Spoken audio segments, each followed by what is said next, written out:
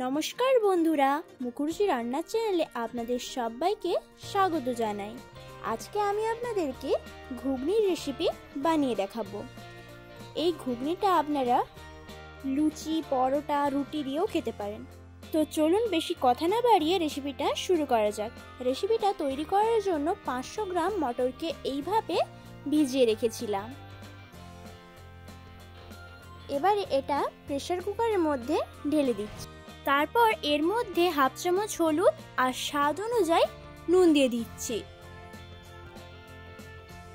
এবারে মটরটার মধ্যে পরিমাণ মতন জল দিয়ে দিচ্ছি।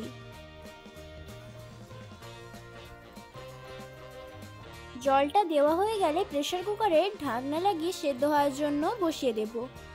এদিকে যেই উপকরণগুলো লাগছে সেগুলো হলো পেঁয়াজ কুচি, রসুন বাটা, আদা বাটা, লঙ্কা কুচি আর 2টো টমেটো কুচি।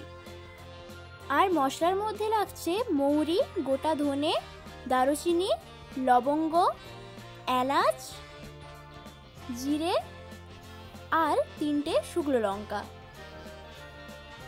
আর আলু। এবারে মশলাগুলোকে ভেজে নেব। মশলাগুলো ভাজার জন্য একটা প্যানি বসে তার মধ্যে 3টে শুকনো লঙ্কা, 3টে দারুচিনি, 3টে এলাচ আর 3টে লবঙ্গ দিয়ে দিলাম।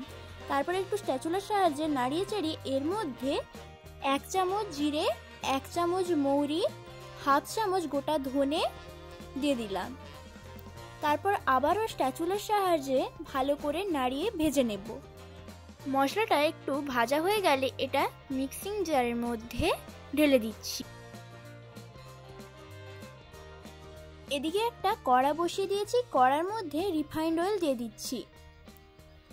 রিফাইন্ড অয়েলটা একটু গরম হয়ে গেলে এর মধ্যে 3টে আলুকে এইভাবে কেটে রেখেছিলাম, আলুটাকে দিয়ে দিলাম। তারপর একটু নাড়িয়ে নেব। তারপর হাফ চামচ নুন আর হাফ চামচ হলুদ গুঁড়ো দিয়ে দিচ্ছি। নুন আর হলুদটাকে দিয়েও আলুটাকে ভালো করে নাড়িয়ে ভেজে নেব। খুব বেশি ভাজার দরকার নেই। একটু ভাজা হয়ে গেলে ছান্তার সাহায্যে তেলটা ঝরিয়ে তুলে নিচ্ছি একটা পাত্রের মধ্যে। তারপর ওই তেলের মধ্যে হাফ চামচ চিনি দিয়ে দিলাম। তারপর এর মধ্যে 3টা পেঁয়াজকে এইভাবে কুচিয়ে রেখেছিলাম, পেঁয়াজটাকে দিয়ে দিলাম। পেঁয়াজটাকে একটু নাড়িয়ে ভেজে নিব। তারপর এর মধ্যে 1 চামচ রসুন বাটা আর 1 চামচ আদা বাটা দিয়ে দিচ্ছি। এবারে আদা আর রসুনটাকে ভালো করে নাড়িয়ে চাড়িয়ে ভেজে নেব যতক্ষণ না আদা রসুনের কাঁচা গন্ধটা চলে যাচ্ছে। আদা রসুনের কাঁচা গন্ধটা চলে গেলে এর মধ্যে 2টো টমেটো আর 3টে কাঁচা লঙ্কাকে এইভাবে কুচিয়ে রেখেছিলাম দিয়ে দিলাম। তারপরে টমেটো আর কাঁচা লঙ্কাটাকে একটু ভালো করে নাড়িয়ে নিয়ে এর মধ্যে হাফ চামচ লাল লঙ্কার গুঁড়ো আর হাফ চামচ হলুদ গুঁড়ো দিয়ে দিলাম। তারপর আবারও ভালো করে মশলার সঙ্গে মিশিয়ে নেব। তারপর একটু জল দিয়ে দিচ্ছি। জলটাকে দিয়ে ভালো করে মিশিয়ে নেব মশলার সঙ্গে। মেশানো হয়ে গেলে এর মধ্যে যেই মশলাটা তৈরি করে রেখেছিলাম সেটা 1 চামচ দিয়ে দিচ্ছি। এবারে যেই আলুটা ভেজে রেখেছিলাম সেই আলুটাও এর মধ্যে দিয়ে দিলাম। আলুটাকে দিয়ে মশলার সঙ্গে খুব ভালো করে নাড়িয়ে মিশিয়ে নেব। যখন খুব ভালো করে মশলার সঙ্গে আলুটাকে মেশানো হয়ে যাবে তখন এর মধ্যে আবারও অল্প পরিমাণে জল দিয়ে দিচ্ছি। জলটাকে দিয়ে আবার ভালো করে মিশিয়ে নিলাম আলুর সঙ্গে। এবারে যেই মটরটাকে সেদ্ধ করে রেখেছিলাম সেই মটরটাকে এর মধ্যে ঢেলে দিচ্ছি। দেখুন মটরটা সেদ্ধ হয়ে গিয়েছে। পুরো মটরটা ঢেলে দিয়ে আবার ভালো করে মশলার সঙ্গে মিশিয়ে নিচ্ছি। এবারে যখন মটরটা এইভাবে শুকনো হয়ে আসবে তখন এর মধ্যে পরিমাণ মতন জল দিয়ে দেব।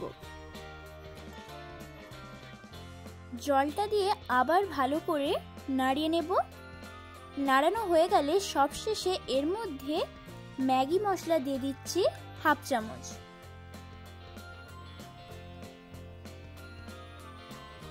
দেখুন ম্যাগি মশলাটা দিয়ে দিয়েছি। এবারে আবার ভালো করে ম্যাগি মশলাটাকে ঘুগনির সঙ্গে মিশিয়ে নিচ্ছি। দেখুন কত সহজে ঘুগনি রেসিপিটা তৈরি হয়ে গেল। এই ঘুগনি রেসিপিটা যদি আপনাদের ভালো লেগে থাকে তাহলে অবশ্যই একটা লাইক এবং কমেন্ট করবেন। আর এরকম আরও নতুন নতুন রেসিপি পাওয়ার জন্য চ্যানেলটিকে সাবস্ক্রাইব করার অনুরোধ রইল। ধন্যবাদ পুরো রেসিপিটা শেষ পর্যন্ত দেখার জন্য।